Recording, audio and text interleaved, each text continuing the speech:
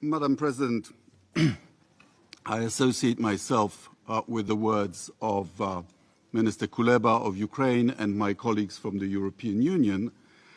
But I am amazed at the tone and the content of the presentation by the Russian ambassador. And I thought I could be useful by correcting the record. Ambassador Nebendia has called Kiev the clients of the West. Actually, Kiev is fighting to be independent of anybody. He calls them a criminal Kiev regime. In fact, Ukraine has a democratically elected government. He calls them Nazis. Well, the president is Jewish, the defense minister is Muslim, and they have no political prisoners. He said that Ukraine was wallowing in corruption. Well, Alexei Navalny documented how honest and full of probity his own country is. He blamed the war on US neocolonialism. In fact, it is Russia that tried to exterminate Ukraine in the 19th century, again under the Bolsheviks, and it's the third attempt. He said that we are prisoners of russophobia. Phobia means irrational fear. Yet we are being threatened almost every day by the former president of Russia and by Putin propagandists with nuclear annihilation.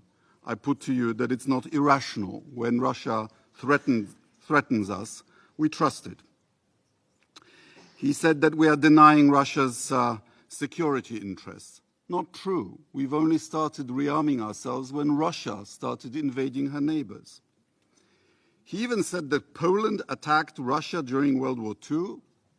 What is he talking about? It's the Soviet Union that attacked Poland together with Nazi Germany on the 17th of September 1939. They even held a joint victory parade on the 22nd of September.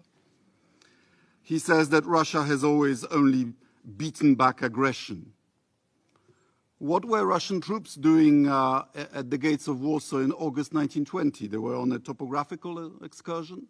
No, the truth is that for every time that Russia has been invaded, she has invaded 10 times. He says that this is a perfidious proxy war by the West. My advice is don't fall into the Western trap. Withdraw your troops to the international border and avoid this Western plot.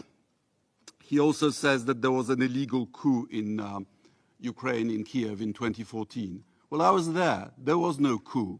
President Yanukovych murdered 100 of his compatriots, and he was removed from office by a democratically elected Ukrainian parliament, including his own party, the Party of Regions. And finally, he is saying that we, the West, are somehow trying to persuade that Russia can never be beaten. Well, Russia didn't win the Crimean War. It didn't win the Russo-Japanese War.